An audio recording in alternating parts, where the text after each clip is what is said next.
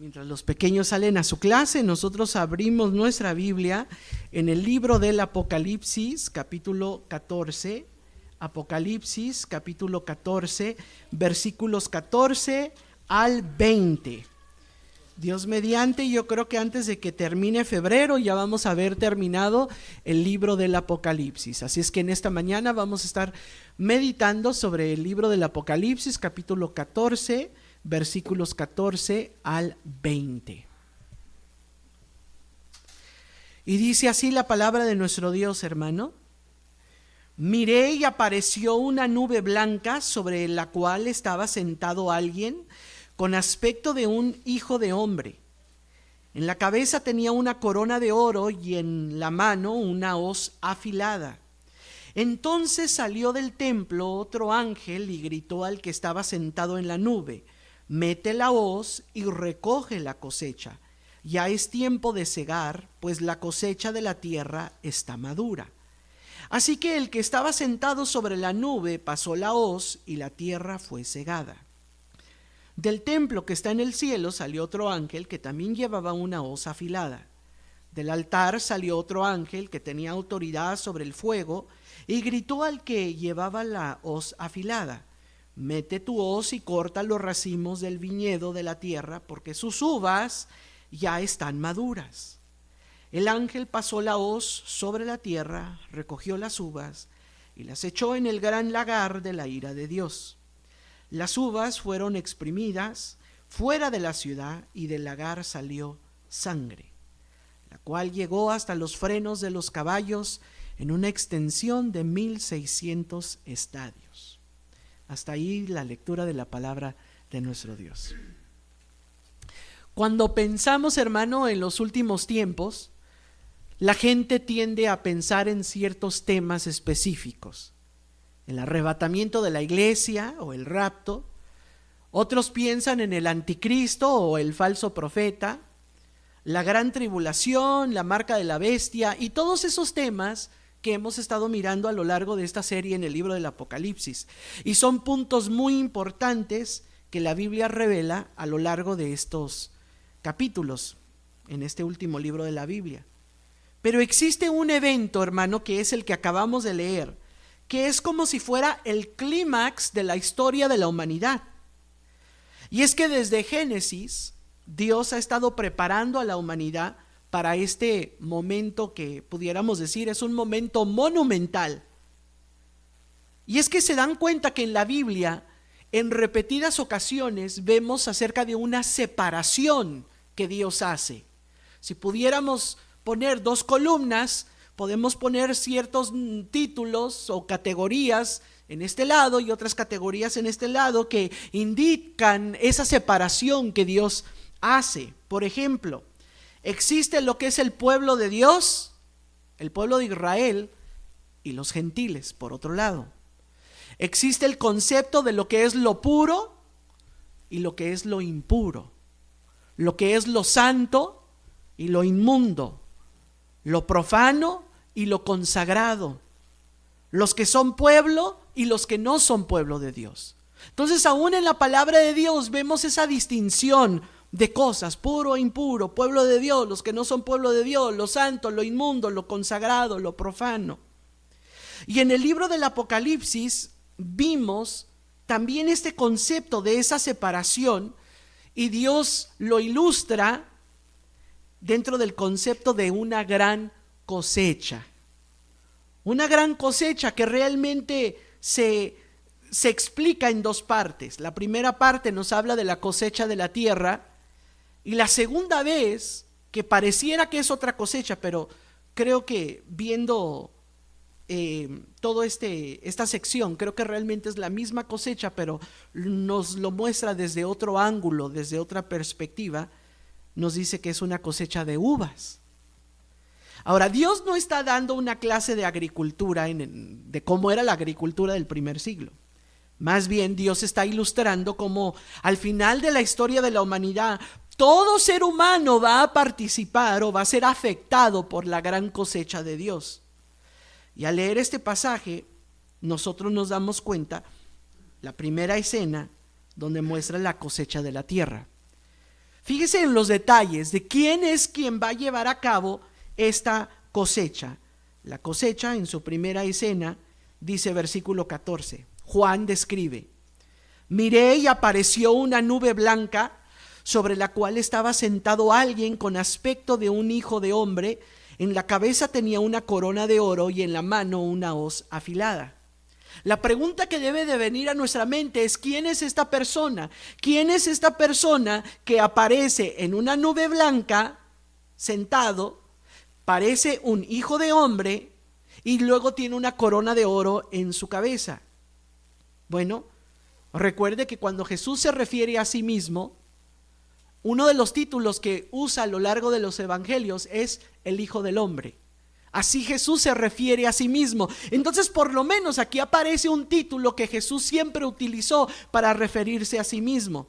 Lo otro dice que viene sentado en una nube blanca, y en la Biblia, sobre todo cuando habla de la segunda venida de Jesús, lo vemos que aparece viniendo a la tierra en una nube blanca. Entonces, por lo menos ya veamos dos cosas que tienen que ver con la vida de Jesús. Tercero, dice que tiene una corona de oro en su cabeza, y sabemos que en la Biblia Jesús es coronado como Rey de Reyes y Señor de Señores. Así es que concluimos que este no es un simple ser humano, no es un mortal, tiene que ser un ser divino. De hecho, en Daniel capítulo 7 versículo 13 nos dice el profeta Daniel que en una visión que él tuvo, él vio a alguien con el aspecto de un hijo de hombre que venía entre las nubes del cielo y se acerca al anciano de días y fue llevado a su presencia. Entonces Daniel ya había visto, el profeta Daniel, algo similar que lo que ahora está mirando Juan. Así es que Juan está mirando al Cristo resucitado, a Jesús de Nazaret, venir en una nube blanca. Pero no viene solamente en una nube blanca, sino que en su mano trae algo. Y esa es la clave. ¿Qué es lo que trae Jesús, el resucitado? En su mano dice una hoz afilada. Ahora, la hoz es un instrumento que usan los campesinos cuando ya hay que cosechar. Imagínese un campo de trigo y viene con esa hoz afilada, listo para cortar el trigo y envolverlo en ciertos manojos y así tener ya la cosecha levantada. Qué curioso, qué raro, ¿no? ¿Qué es lo que es cosechado? No sabemos. Por lo menos aquí no nos dice qué es lo que es cosechado. El único detalle que tenemos es que alguien le da la orden a Jesús a cosechar. Vea el versículo 15. Sale del templo otro ángel y gritó al que estaba sentado en la nube. ¿Quién está sentado en la nube? Jesús de Nazaret. El ángel le dice a Jesús: mete la hoz y recoge la cosecha, ya es tiempo de cegar, pues la cosecha de la tierra está madura. Qué raro, ¿no? Que un ángel le esté diciendo a Jesús, el resucitado: ve a cosechar la tierra. Y uno diría, pues eso es extraordinario, porque se supone que Jesús es Dios y Él es superior a los ángeles, y aquí hay un ángel que le está dando una orden a Jesús, el Hijo de Dios, para cosechar la tierra. Pero creo que esto está en armonía con la palabra de Dios, porque Marcos 4:29 nos dice, Marcos 13:32, pero en cuanto al día y la hora, nadie lo sabe, ni siquiera los ángeles en el cielo, ni el Hijo, sino solo el Padre. Entonces concluimos que este ángel recibe una orden de parte del Padre para comunicarle a su Hijo: ha llegado la hora de la cosecha. Ha llegado la hora de la cosecha. Ahora, el tiempo ya se ha cumplido, ya no se puede esperar más tiempo, la cosecha ya está madura. Así es que Jesús, el Hijo de Dios, recibe instrucción de parte del Padre por medio de un ángel y le dice: es tiempo de cosechar, ya no hay más tiempo que esperar, el tiempo se ha agotado, se inicia la gran cosecha. Ahora, nosotros estamos acostumbrados a que suena la alarma de nuestros teléfonos y hay un botón, el botón favorito de todos: snooze. ¿Y qué hace el botón de snooze? Me da 10 minutos más o 5 minutos más. 6:30 suena la alarma, snooze. 6:45 suena otra vez, snooze. 7 de la mañana, snooze. Hermano, en el tiempo de Dios, cuando ya ha llegado el día de la gran cosecha, no hay un botón snooze. Llega el tiempo porque llega y ha de suceder tal cual. No se puede demorar el tiempo de Dios. Cuando llega la hora de la cosecha, ya no hay nada que pueda extender el tiempo. ¿Cuál es el resultado de la cosecha? Versículo 16 dice: así que el que estaba sentado sobre la nube pasó la hoz y la tierra fue cegada. Y eso es todo lo que nos dice. No nos dice qué fue lo que cosechó ni qué hizo con la cosecha. Tenemos que leer el resto del pasaje, porque pareciera que a partir del 17 en adelante aparece otra vez la cosecha, pero con mayor detalle, pero con algunas diferencias. Versículo 17 al 18 ya presenta la cosecha de las uvas. Vea, versículo 17 dice: del templo que está en el cielo salió otro ángel que también llevaba una hoz afilada. Del altar salió otro ángel que tenía autoridad sobre el fuego y gritó al que llevaba la hoz afilada: mete tu hoz y corta los racimos del viñedo de la tierra, porque sus uvas ya están maduras. Entonces aparecen dos ángeles. Un ángel le ordena a otro ángel que tiene la hoz afilada y le dice: recoge ya las uvas del viñedo. Ahora uno dice: no, aquí está hablando de otra cosa, porque del 14 al 16 el que tiene la hoz afilada es Jesús de Nazaret. Y ahora aquí el que tiene la hoz afilada es un ángel, no es Jesús de Nazaret. Entonces, ¿cómo hemos de entender esto? Creo que se puede entender si vemos el resto de la Biblia. Porque en el juicio final, en la gran cosecha, va a estar involucrado Jesús y sus ángeles. Por ejemplo, un pasaje como Mateo capítulo 13, versículo 37. Dice: el que sembró la buena semilla es el Hijo del Hombre, respondió Jesús. El campo es el mundo y la buena semilla representa a los hijos del reino. La mala hierba son los hijos del maligno y el enemigo que la siembra es el diablo. La cosecha es el fin del mundo y los segadores son los ángeles. Así como se recoge la mala hierba y se quema en el fuego, ocurrirá también al fin del mundo. El Hijo del Hombre enviará a sus ángeles y arrancarán de su reino a todos los que los que pecan y hacen pecar. Entonces entendemos que Jesús inicia el juicio, pero ¿cómo es que ejecuta los juicios en la tierra? A través de sus ángeles. Jesús da inicio al juicio final, a la gran cosecha, y lo hace a través de los ángeles. Y los ángeles, Jesús los enviará por toda la tierra y ellos tomarán la mala hierba para quemarla en el fuego eterno. Y en este caso vemos que ese ángel está recogiendo uvas. Ahora, ¿por qué uvas? Bueno, es que en el capítulo 14, versículo 9, versículo 9 y versículo 10 dice: lo seguía un tercer ángel que clamaba a grandes voces: si alguien adora a la bestia y a su imagen y se deja poner en la frente o en la mano la marca de la bestia, ¿qué le va a suceder a esta persona? Beberá también del excitante vino de la ira de Dios, que en la copa de su ira está puro, no diluido. El juicio de Dios en el capítulo 14 aparece como un vino intoxicante, fuerte, no diluido. Y para producir vino, ¿qué se ocupa? Uvas. Entonces aquí ya el ángel viene a la tierra y va a recoger esas uvas, que son uvas de juicio, uvas de condena, uvas de la ira de Dios. Así es que lo que está por suceder, lo que vamos a ver aquí, es el juicio de los malvados. La cosecha de las uvas de la tierra es el juicio que Dios va a derramar sobre los malvados. Y Juan describe cómo es este juicio. Vea versículo 19. El ángel pasó la hoz sobre la tierra, recogió las uvas y las echó en el gran lagar de la ira de Dios.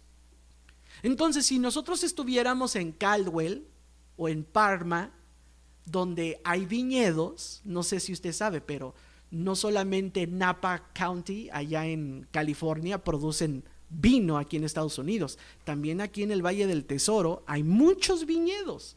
Pero bueno, son viñedos modernos, ya ellos recogen uvas tal vez con máquina y las procesan utilizando otras máquinas, pero si nos transportamos al mundo antiguo, las uvas las tienen que cortar a mano y luego las echan en un gran lagar, que es, vamos a ver, como si fuera un enorme recipiente de piedra. Y ahí ponen todos los racimos de uva. Y ya ha llegado la hora de exprimirlas. ¿Y cómo se van a exprimir, hermano? Con los pies. Y usted dirá, ¡ew! No se preocupe, no va a tener infección, porque al cabo se va a hacer alcohol y el alcohol mata todo lo feo, ¿no? Entonces ahí están exprimiendo. Y ahí donde están pisando ese gran recipiente, ese es el lagar. Y ahí en el lagar tiene de pronto una apertura donde ya sale todo el jugo de la uva para poder ya prepararlo, ponerlo en unos odres o ponerlo en unos barriles, y así el proceso de fermentación se va a llevar a cabo. Entonces el ángel recoge las uvas, las pone en el gran lagar. Pero ¿cómo se llama este lagar? No es el gran lagar de Don Pancho, no es el gran lagar de Caldwell. Dice, es el gran lagar de la ira de Dios. Quiere decir que todo lo que se está llevando a cabo, está representando juicio, condena, está representando, hermano, el juicio final que Dios va a traer sobre los malvados. Se recoge ya todas las uvas y ahí están exprimiéndolas. Versículo 20, las uvas fueron exprimidas fuera de la ciudad y del lagar salió sangre, la cual llegó hasta los frenos de los caballos en una extensión de 1600 estadios. En el momento que empiezan ellos a exprimir las uvas, de pronto uno está esperando jugo de uva que salga del lagar y nos damos cuenta, hermano, que empieza un flujo violento, no de jugo, de sangre. Es realmente una imagen grotesca, hermano.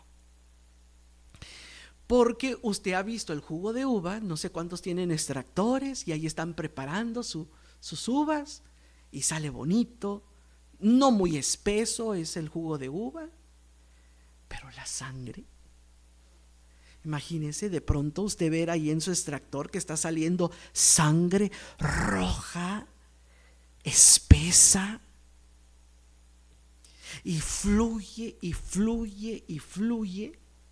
Y es tanta sangre que sale de ese lugar que dice que cubre la tierra y se empieza a acumular y se levanta el nivel de la sangre, porque es tanta la sangre que está saliendo de ese lugar que si hubieran ahí unos caballos les llegaría hasta los frenos del caballo, a una extensión de 1600 estadios, que es prácticamente la medida del territorio de Israel, de la frontera norte y sur. Esa distancia es alrededor de 1600 estadios, que son 300 kilómetros. Entonces imaginémonos toda la tierra de Israel llenarse de sangre hasta una altura casi de los frenos de un caballo. Hermano, es una escena realmente grotesca imaginarnos a los caballos, ya no sé si caminando o nadando entre tanta sangre. Y es que Juan está describiendo un cuadro terrible, horrendo, de cómo será el juicio final que vendrá sobre los que adoran a la bestia y a su imagen. Ese será el juicio final para todos los que le han dado la espalda a Dios. Es el juicio de Dios que Jesús de Nazaret va a inaugurar en su segunda venida. Y cada día que pasa es un día más cerca al juicio final que vendrá sobre la humanidad que hoy se opone a Dios. ¿Se da cuenta, hermano, cómo el señor presidente tiene el perdón de indultar a alguien que ha cometido un crimen federal? De pronto el presidente Trump puede elaborar un acta y decir: a esta persona que ha cometido traición a la patria, que lo iban a condenar a vida en prisión, hoy le vamos a conceder un indulto y va a salir libre, ya no hay ningún cargo. Pero en el juicio final no habrán indultos.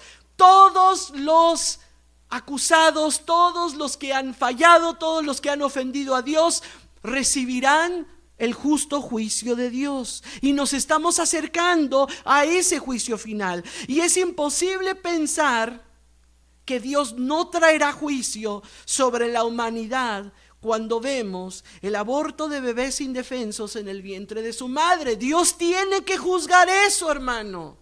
Dios tiene que juzgar la muerte de los inocentes. Dios tiene que juzgar al que explota a su prójimo, ya sea una persona más débil, pobre, indefensa o incapacitada. Dios tiene que juzgar a los explotadores. Dios tiene que juzgar a los que viven para satisfacer su hambre y su sed de poder. Dios tiene que juzgar a los abusadores, a los extorsionistas, a los brujos, a los mentirosos.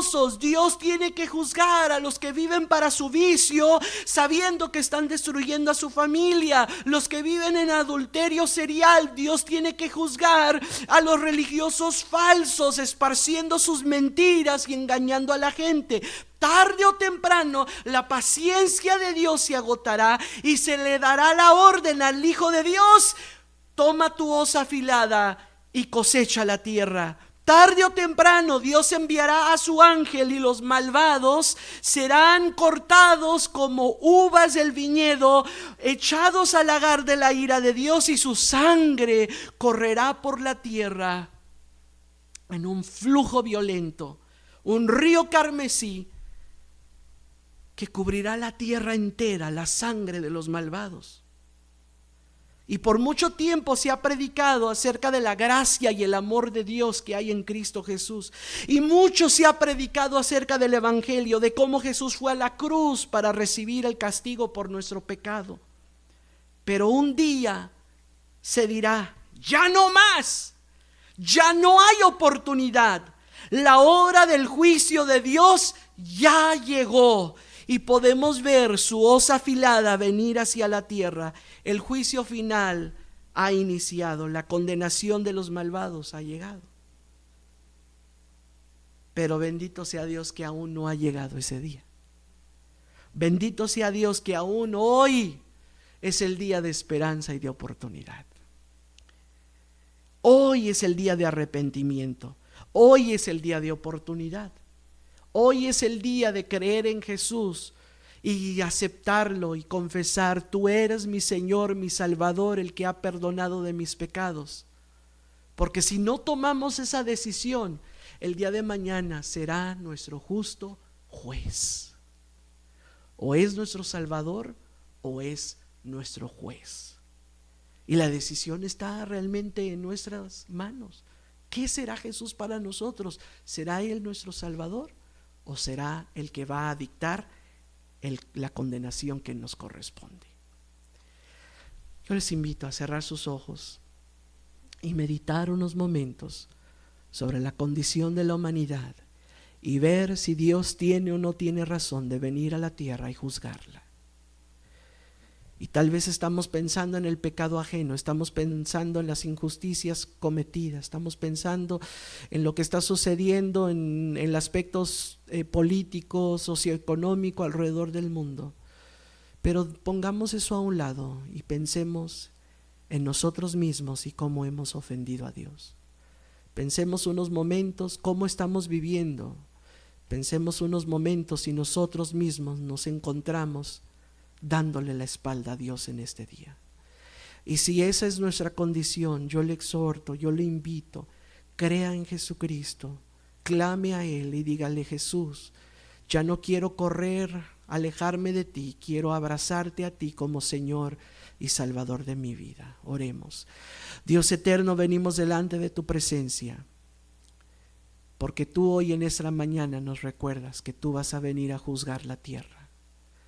Jesús de Nazaret, que eres el mismo que nació en Belén hace 2000 años y murió en una cruz para perdonar nuestros pecados, algún día vendrás a la tierra, ya no más para ser el sacrificio por ella, sino para ser el juez divino, que tomará las uvas de la tierra, ponerlas en el lagar de la ira de Dios, y la sangre de los malvados correrá como ríos. Dios eterno, algún día se hará justicia para siempre. A veces, Señor, vemos los intentos de las naciones en traer a justicia a los que han ofendido, pero ni siquiera una prisión será suficiente para satisfacer la ira de Dios. Aún los que están presos algún día serán juzgados por el juez divino.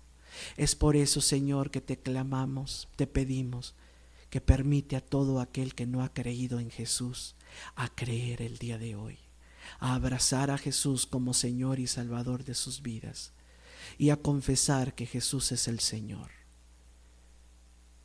Porque los segundos pasan, los minutos pasan, los días del calendario pasan y cada vez nos acercamos más y más al día del juicio final. Gracias, Dios eterno. Y el día de hoy, Señor, también te damos gracias, porque sabemos que tú eres quien nos has reunido en este lugar.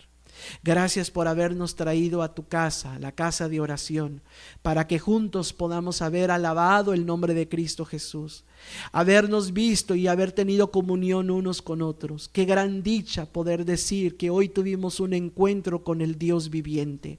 Señor, que lo que hemos aprendido en esta mañana pueda ir con nosotros todos los días de esta semana, sabiendo de cuán gran juicio hemos sido librados por haber creído en Jesús.